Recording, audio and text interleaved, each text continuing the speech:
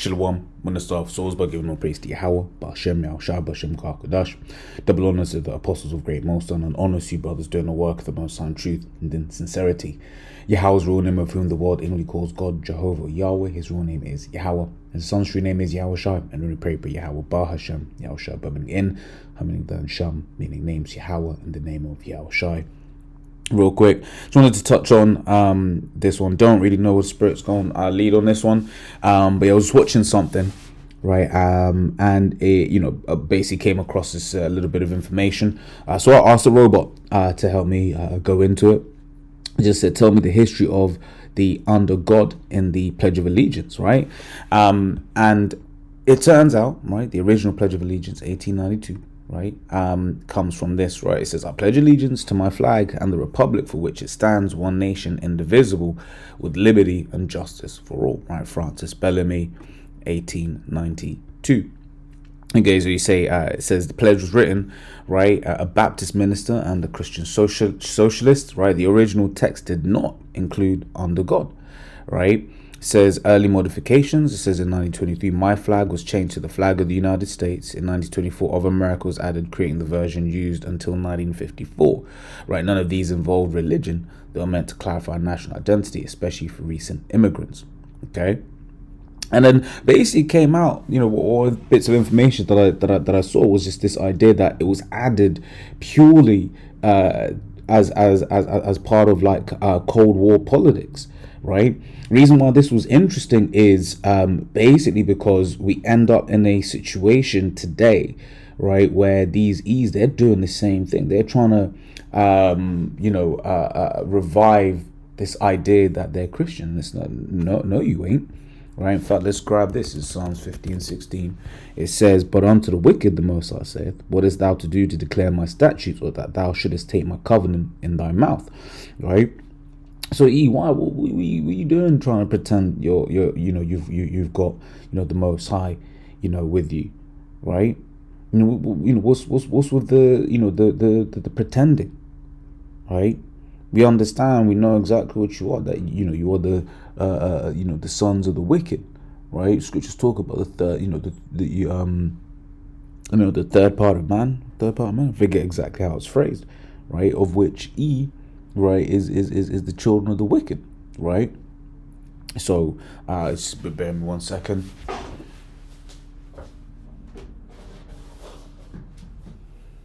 Right, so that's it. So let's carry on, right? So seeing thou hatest instruction and cast my words behind thee, right? And this is Esau. He hates instruction from the very beginning. He's always hated instruction, right? When he was around as Cain, right? I forget how it's phrased. Let me just go do this, right? This is bastard. If I'll start from the top, man. Right, this is Genesis 4 from the top. It says, and Adam knew Eve his wife, and she conceived and bare Cain, and said, I've gotten a man from the Lord. And she again bare his brother Abel. Right, Abel was a keeper of sheep, but Cain was a tiller of the ground. And in the process of time, it came to pass that Cain brought of the fruit of the ground an offering unto Yahweh. Right, it says Abel, he also brought the firstlings of his flock and of the fat thereof, and Yahweh had respect unto Abel and unto his offering, right? But unto Cain and to his offering he had no respect, and Cain was very wroth, and his countenance fell, so he got angry, right? It says, and Yahweh said unto Cain, why art thou wroth, and why is thy countenance fallen? If thou doest well, shalt thou not be accepted, and if thou doest not well, sin lieth at the door, and unto thee shall be his desire, and thou shalt rule over him. Right, so basically proving that even as Cain, he knew what he had to do, but he chose not to do it, right? And that is the nature of this man. He to this day, he basically knows the right things to do, but he'd rather not do it, right? Because he's just the rebellious, he's the wicked, right? It says Job 9:24. It says, the earth is given into the hand of the wicked, he covereth the face of the judges thereof. If not, where and who is he?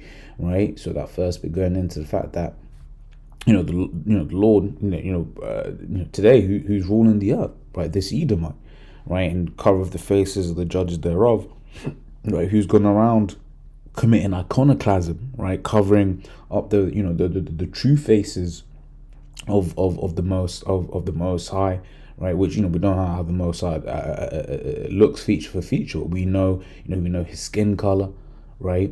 We know that he's a dark skinned man, just like how his son, when you read Revelation, the first chapter, is also a dark skinned man, right? And both of those images, they have I won't say blasphemy, but they have destroyed, right?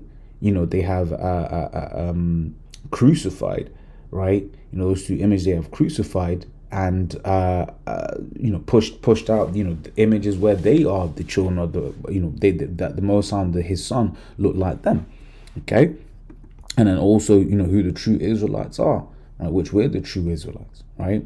So coming back, right? So we read that, right? So we can continue on here, right? So it says why under God was added, right? 1950s context, right? Cold War politics played a major role, right? It says during the early Cold War, the US sought to distinguish itself from the officially atheist Soviet Union, right? So religious language was being added to national life. For example, in God We Trust, right? Because it became the official national motto, right, in 1956. Now we understand, right, when they're talking about Most High, right, they really ain't talking about the God of the Bible, right? That's not who they worship, right? They let's grab this. Is Isaiah 47 and 12, right? So stand now with thine enchantments, right, and with the multitude of thy sorceries, wherein thou hast labored from thy youth.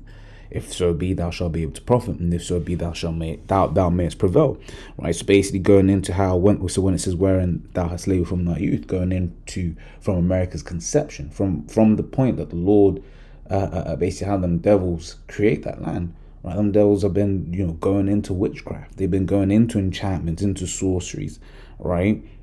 So for them, right, they believe on the left hand side, okay? So when they we are ultimately understand when they're saying in God we trust, it ain't the God of the Bible, okay? Because the God of the Bible condemns these devils, it condemns America, okay?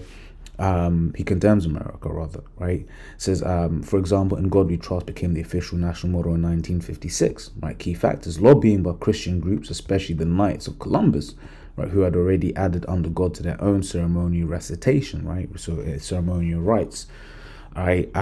Which this Knights of Columbus, they don't. It's one of them ones where it's just like, yo, this sounds what's the word I'm looking for? Sounds like some kind of Masonic fraternity. Okay, so Knights of Columbus is a global Catholic fraternal service order. Right, it's got they got the garbs there, right? So it's founded by Blessed Michael J. McGivney. Right, membership is limited to practicing Catholic men. It is led by Patrick E. Kelly, the order's 14th Supreme Knight. Okay, so yeah, like I said, when you just kind of read it, it's just like, yeah, this sounds hella Masonic. Okay, so but this is as much research as I've gone into it, right? It says as of 2024, the Knights reported having over 2.1 million members around the world. Women may participate in KFC through the Columbiettes and other female auxiliaries. And boys may join the Colombian Squires. Okay, so yes, that's it. Right, so we continue on, right? So it says a widely publicized sermon by Reverend G. Doherty, right? George Doherty, I don't want to say G. This is 1954, arguing that the pledge was incomplete without reference to God, right? So President D. Eisenhower, inspired by that sermon, supported the idea. Right, on June 14th, Flag Day, Eisenhower signed the bill adding the phrase, right? The updated line became one nation under God, right? Indivisible. Right, so because the phrase invokes religion, it's been at the center of First Amendment rights, First Amendment debates, and I always remember, someone saying, I mean, that's neither here nor there, right? But yeah, let's just say so. The 1954 version is still the official version used in schools, governments, events, and ceremonies, right? It says saying the pledge, or specifically saying under God, is entirely voluntary under constitutional law. Right, so yeah, saw that. I thought that was interesting once again, because under the context of this man, when something is of benefit to him, right, he constantly he'll make use of it. And in fact, which is this is obviously we understand this is talking about is talking about an individual, right? But similarly, right? He always does this, right? If he sees something that is useful to him, he'll make use of it, right? And then he will well, let's just read it. It's Sirach 13:4 says, if thou be for his profit, he will use thee, right? But if thou have nothing, he will forsake thee. If thou have anything, he will live with thee, yea, he will make thee bear, and will not be sorry for it. If he have need of thee, right, he will deceive thee, and smile upon thee, and put thee in hope. He will speak thee fair, and say, what wantest thou, right? And once again, this in this reference talking about someone, but it's also some things, right? There's certain things he will very much use as long as it benefits him. Like look at some of the people that he's overthrown, right, over the years, right? These Edomites have overthrown over the years. When them individuals were useful, guess what? They were used. But as soon as that he had finished what's the word I'm looking for? As soon as he had basically finished with them, right, guess what? They were thrown away. And you know what? Even spirit, something that just came, to mind was all of these people that we are seeing selling out right now. Okay, bringing all of these, heretical doctrines, right? When time comes, you're going to be the first people Esau gets rid of, right? So joining hand to hand with them ain't gonna save you, right? It's just gonna make you, punish more, right? This is Luke. Where is it? Luke 12:47. Right, it says, and that servant which knew his Lord's will and prepared not himself, neither did according to his will, shall be beaten with many stripes. But he that knew not and did commit things worthy of stripes shall be beaten with few stripes. For unto whomsoever much is given, of him shall much be required, and to him men have committed much, of him will they ask more. Right, so all these individuals that have taken the Lord's word, right? They've joined on to Esau, taken a bag from Esau, right? They're two-time losers, right? Because he's gonna betray them, right?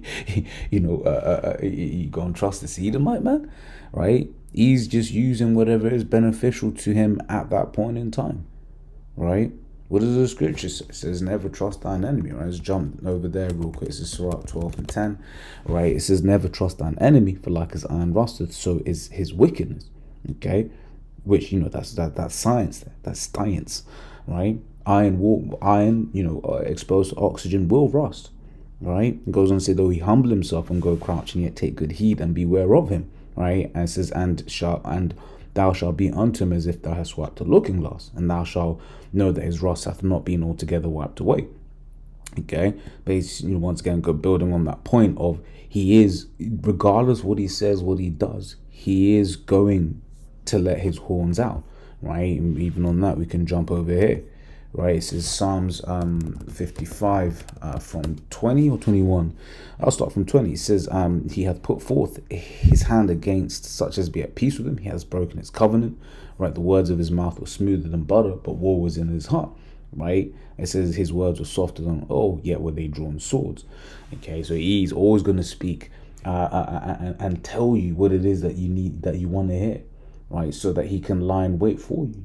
Okay, he's always setting a trap. He's always setting a snare to catch the people, right? Even to the point, I've got to be honest, I never actually knew that this was, an addition. Which I don't, not that in the UK we think about the Pledge of Allegiance, right? But you always hear under God, right? But this is an addition, and they literally only added it not for the sake of the Most High, right? But just for the sake of, ultimately for the sake of war, okay? For the sake of war propaganda, right? Because they then what can they say? Hey, well, the Most High's with us. They ain't with them. They're atheists, okay? So, yeah, like I said, I just found that interesting. I just wanted to share that real quick. So, yeah, as always, that was edifying. Till the next time, say shalom.